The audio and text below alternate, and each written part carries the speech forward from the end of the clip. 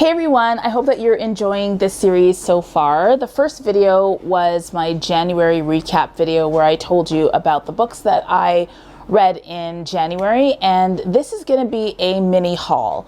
Before I get into it, I just want to talk to you a little bit about hauls. So as I was getting back into the channel and filming and everything, I started to research the kinds of booktube videos that remain popular. I know for me that when I started watching booktube, I used booktube as a resource for identifying books that I really enjoyed. So if I met a content creator who liked a book that I liked, if they had a video that, you know, where they went through a bunch of books that they just bought, I trusted their judgment, right?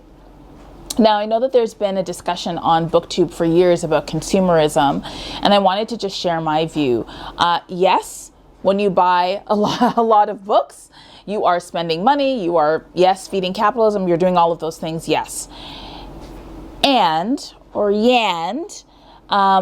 If you are collecting and reading books by Black authors, and in my case, Black authors of speculative fiction or Black queer authors primarily, and you're using your platform to talk about their work, like on the other side of the book that you just bought is a Black person who is probably trying to make a living from writing stories without having to have a main job, right?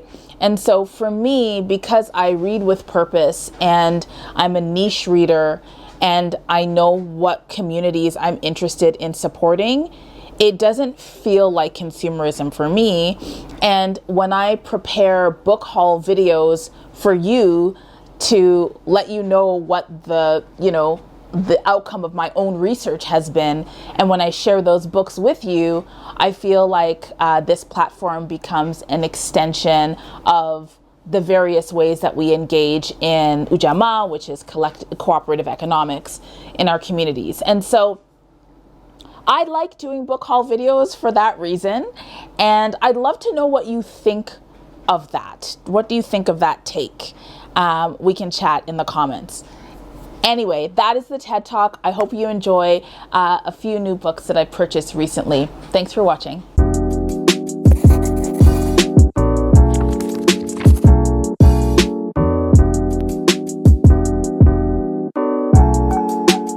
Hello, you stayed.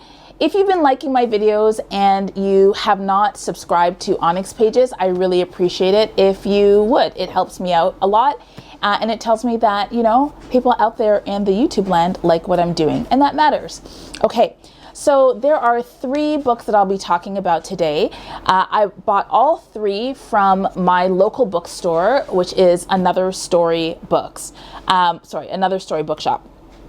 And the reason I like buying my books there is because Another Story has an excellent collection of books by people of color, feminist books, queer books, books that are super diverse. The staff are extremely knowledgeable, and they are really, really great. When you want books that they don't carry in store, they will order them in for you. They've got an excellent newsletter that goes out to, I believe, like 5,000 people with a lot of information about books that are coming up.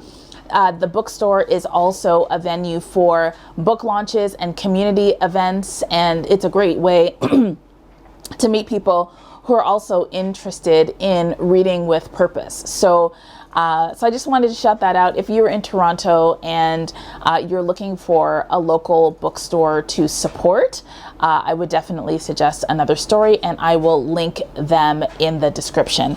So these 3 books I got from there, and I am going to start with Somadina by Akwaeke Emezi. So there's a pattern to things with our people and the magic. When your body started to change, the magic would enter you and the gift would be born. A bequeath from Allah, a welcome into the threshold of adulthood, the crocodile crawling over your spirit and gifting you with its bite. And Somadina, so the first thing that attracted me to this book was obviously the cover. This is part of, I think it's not middle grade. I think it's like a young adult group of books by Akwaeke Emezi. So you might have read Pet. If you haven't read Pet, I would definitely recommend it. I really enjoyed reading Pet. Pet was the second Akwaeke Emezi book I had ever read. The first was Freshwater, which was also incredible, very mind-twisting, very liminal. I loved the main character. I loved the things that, you know, the way that she dealt with some of the very difficult challenges that she had in her life. So Somadina and her twin brother, Jayaike, are practically the same person. They finish each other's sentences and make each other whole. When the twins come of age, their magical gifts begin to develop, but while Jayaike's powers enchant, Somadina's cause fear to ripple through her town. Always an outsider, Somadina now faces blatant and dangerous hostility, and things go from bad to worse when her brother, the one person she trusted, vanishes. Somadina knows that no matter the danger, she must track him down, even if it means entering the sacred forest, even if it means grueling, otherworldly travel she may not survive, even if it means finding the hidden places where those closest to the spirit world don't dare to go.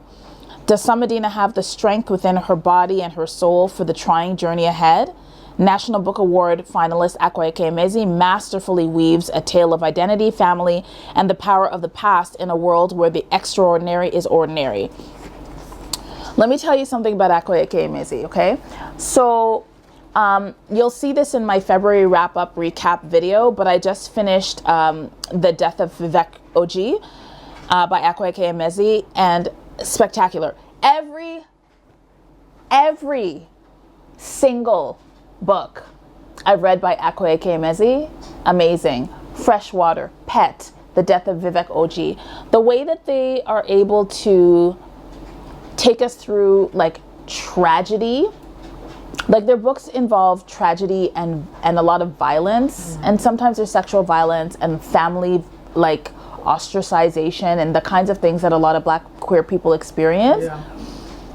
But the way that they validate and affirm everyone, even the ones who do the bad things, and then connect that to spirit and survival, like really ask, you know, when people say, how did that Black person make it through? Yeah. I feel like Akwaeke Emezi's work tells us that by like using the surreal and the fantastical to embody our strength, right? And the way out our strength. Yeah.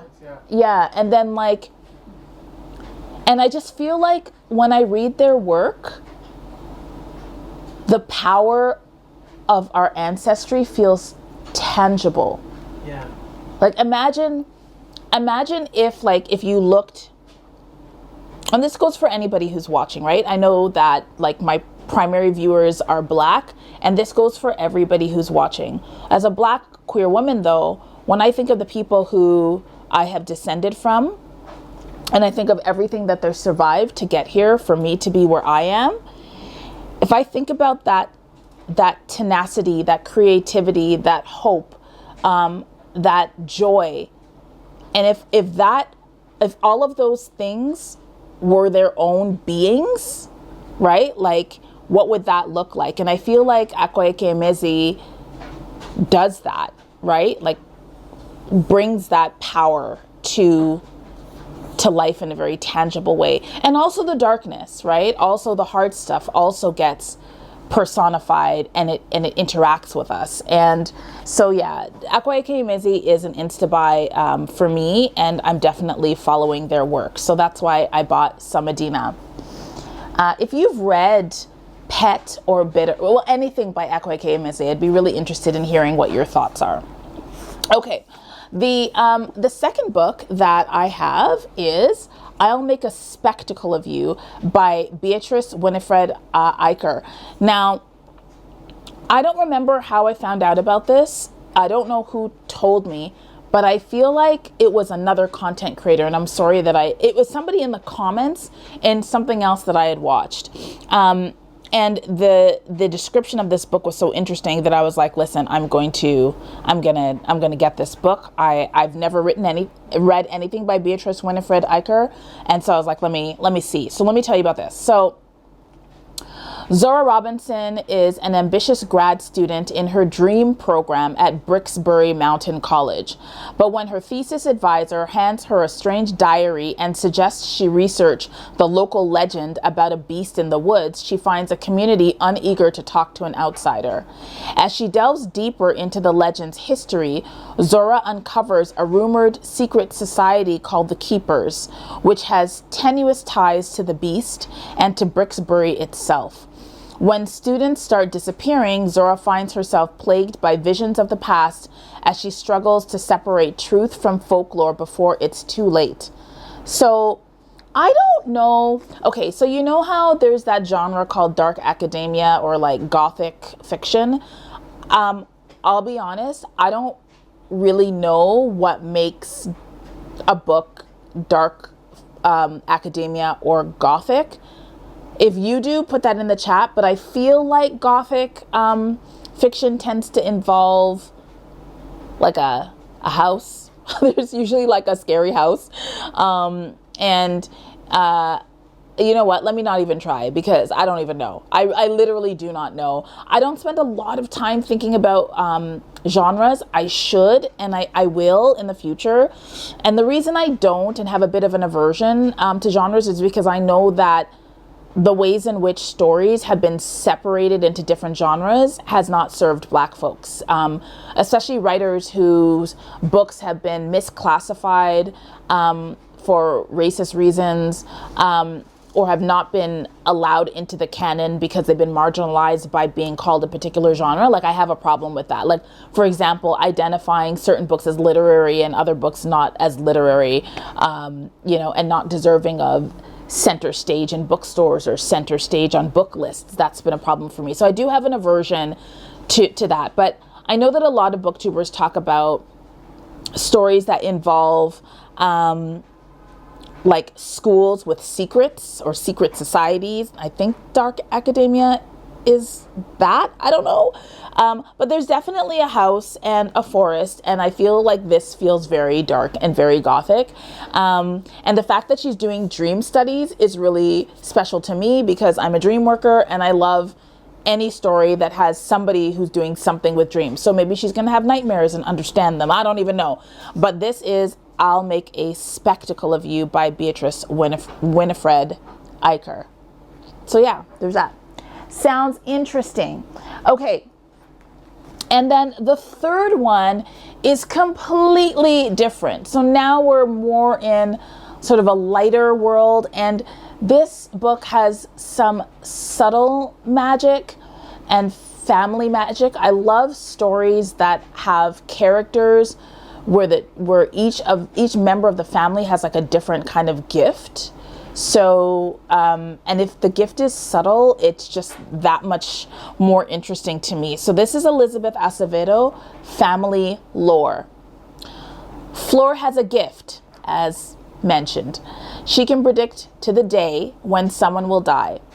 So when she decides to throw her own living wake, bringing together family to celebrate her long life, her sisters are concerned. What has she foreseen? The news brings a web of complications for the Marte family, who are forced to confront truths they've long tried to conceal, because Flor isn't the only person with secrets. Family Lore traces the intertwining stories of 5 women, sisters and cousins, mothers and daughters, aunts and nieces, to ask the ultimate question: what does it take to live a good life for yourself and those you love? So that is Family Lore.